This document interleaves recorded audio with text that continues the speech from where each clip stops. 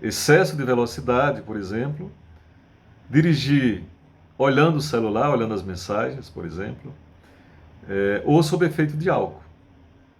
Então são três, diz o Harari, o algoritmo nem vai, ele vai ser programado, jamais ele vai ultrapassar a velocidade, jamais ele vai se embriagar, não é?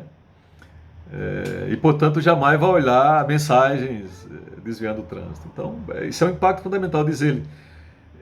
Isso dá em mais de 90% a prevenção das mortes. Significa dizer que nós teríamos num carro autodirigível, num trânsito autodirigível, a China tem experimentado algumas cidades, essa experiência sobretudo em transportes coletivos, né, dos carros autodirigíveis. Você teria aí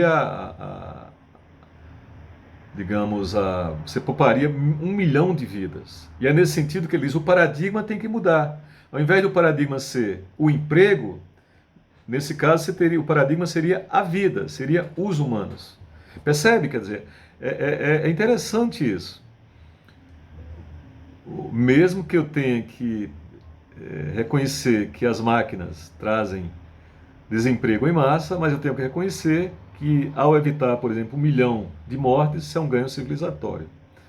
E, portanto, a ideia de emprego, de profissão tradicional também se modifica. Portanto, você tem uma substituição de milhões de trabalhadores, por exemplo, por esse tipo de tecnologia. Né? Os carros autodirigidos são exemplo dessa ideia. Segundo o campo da medicina, ele diz que, veja, por exemplo, no momento em que a Organização Mundial de Saúde identifica uma nova doença e um novo medicamento, como é que todos os médicos individualmente vão se atualizar? Impossível. Quer dizer, por mais que você tenha ótimos especialistas que atuam em congresso, etc., né, que estejam sempre sintonizados com as mudanças das suas áreas, mas impossível uma atualização simultânea. No algoritmo, não. É na hora. O sistema vai, né, por exemplo, os arquivos de dados, né, em Big Data, vai atualizar na hora o sistema médico mundial.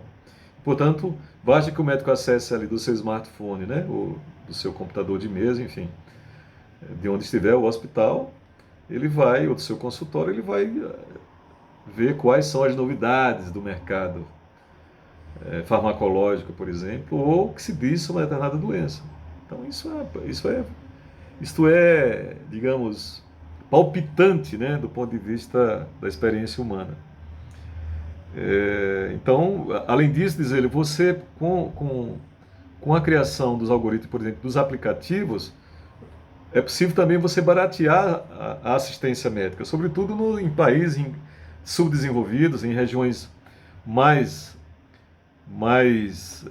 carentes de assistência à saúde, por exemplo, ou de assistência social. Né? Eles, através do smartphone, com alguns aplicativos, é perfeitamente possível as populações serem assistidas com orientações. Claro, estou falando de assistência, e ele também aqui, de assistências mais básicas de orientação e de prevenção. E de forma extremamente barata, né? Basta que acesse uma rede, né? E que tenha o smartphone, por exemplo. Isso é muito interessante, se você pensar. E aí, qual é a implicação? Assim como os motoristas, qual é o lugar do médico com esse tipo de automação, né? E de revolução ou de disrupção? Os médicos, assim, diz o Harari, como os motoristas também, alguns deles não vão tornar-se irrelevantes. Vão tornar-se irrelevantes, né? Isso é uma coisa bastante interessante para pensar, né? Então, diz ele, médicos e motoristas dessa maneira vão se tornar obsoletos, né, em alguns anos. E vão ter que encontrar outra coisa para fazer. É isso que ele está dizendo.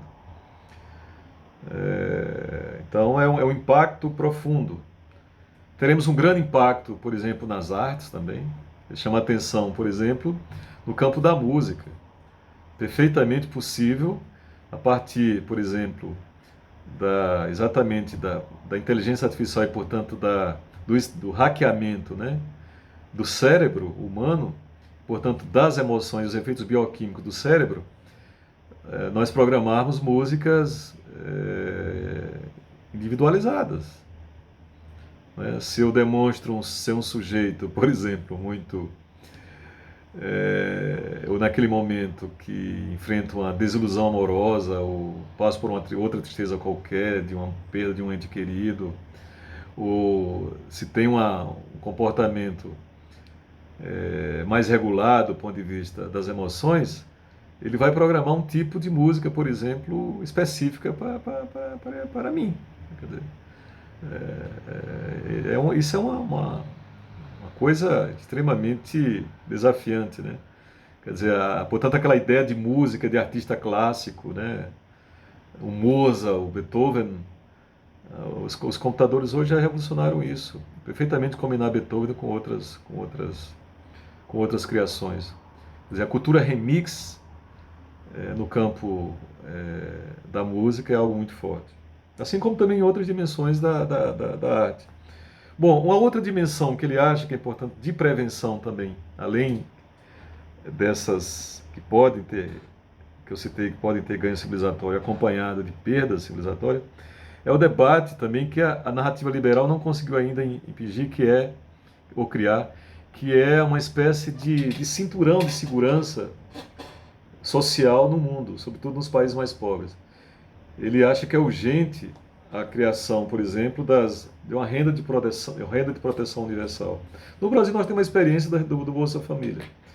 Mas, além disso, diz ele, é necessário criar, e as nações têm que fazer esse debate sobre a taxação das grandes fortunas, sobretudo as fortunas das empresas voltadas para essa nova revolução, ou das revoluções gêmeas.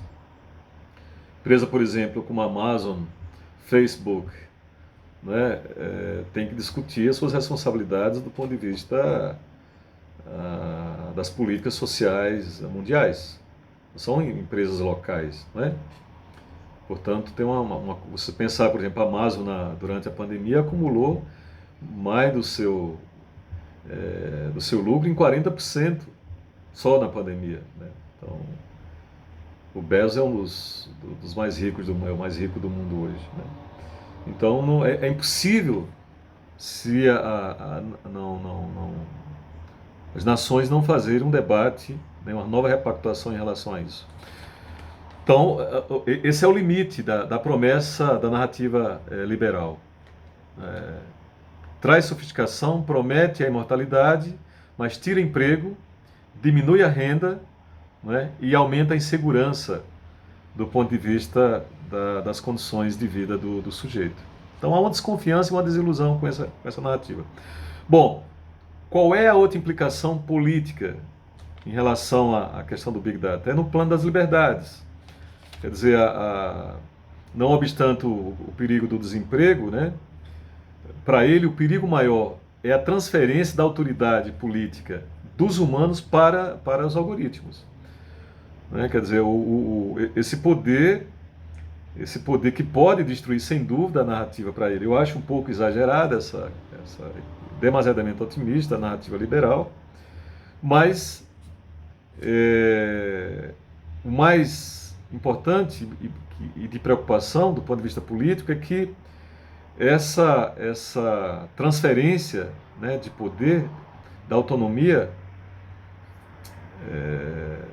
política dos sujeitos, quer dizer, em outros termos, para ser bem claro, né, essa transferência de autoridade política dos humanos para os algoritmos podem criar, por exemplo, ditaduras digitais, abrir caminhos muito claros em relação às ditaduras digitais. E isso é um problema seríssimo. Você imagina isso em países como a Coreia do Norte, mesmo os Estados Unidos, que já experimentou com a eleição de 2018, com o escândalo da Cambridge Analytica, né? Foi seríssimo, influenciou a eleição, por exemplo, do Trump. O Steve Bannon fez uma combinação profunda de dados através do Facebook, por exemplo, e influenciou a eleição.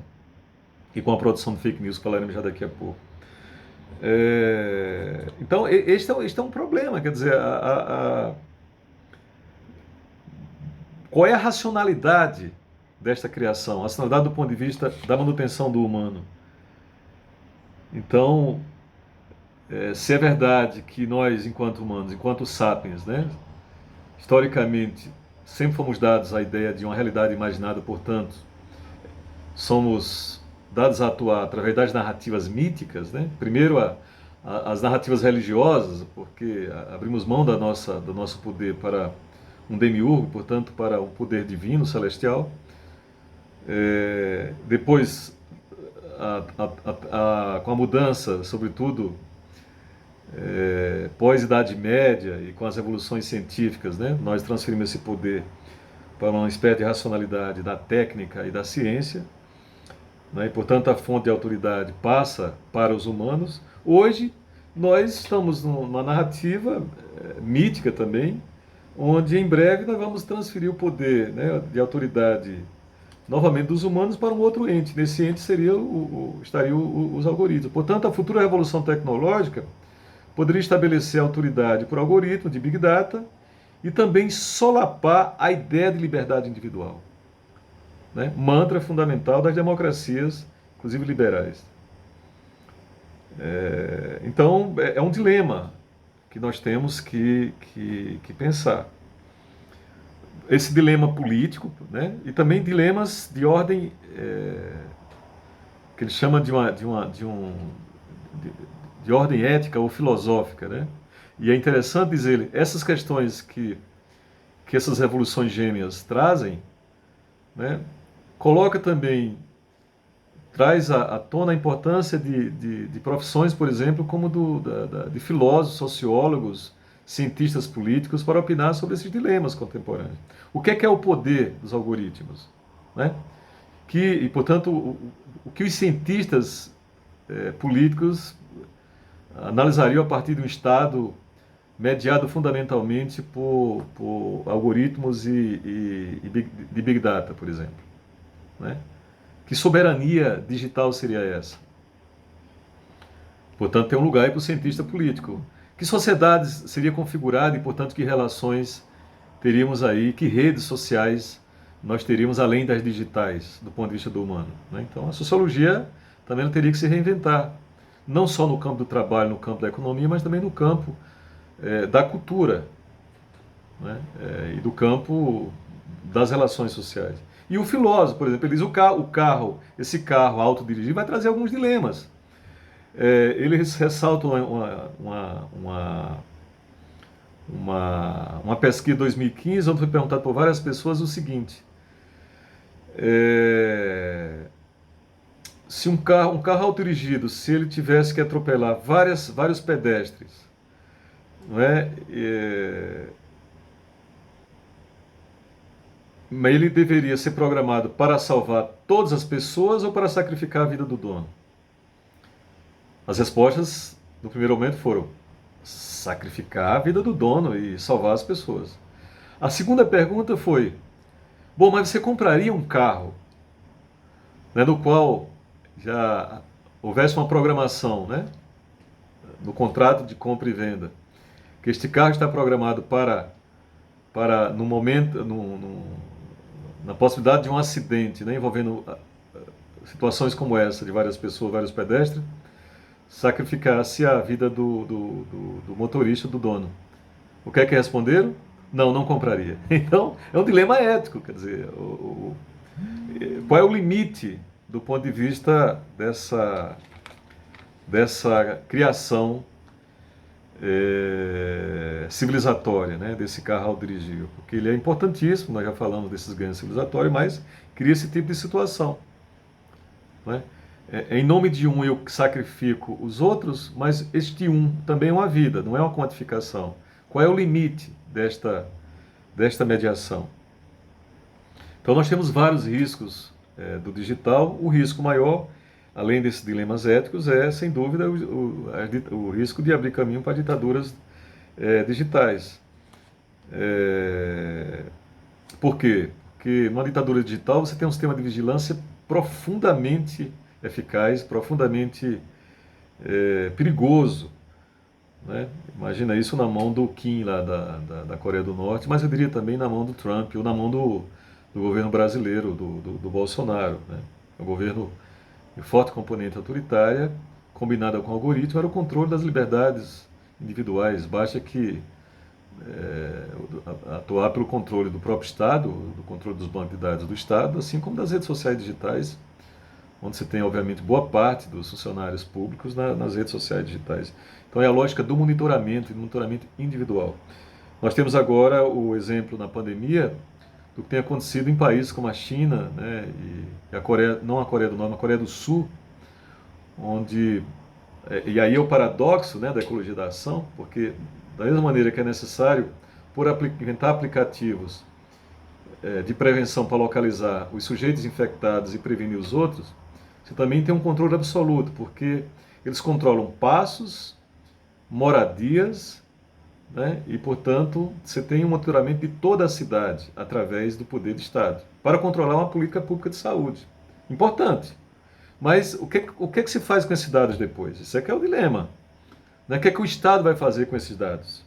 Pós-pandemia, por exemplo. É aí onde você tem uma biopolítica fortemente estabelecida. E aí eu acho que nesse momento é onde o Harari, por exemplo, não estabeleceu um diálogo com um autor como Foucault.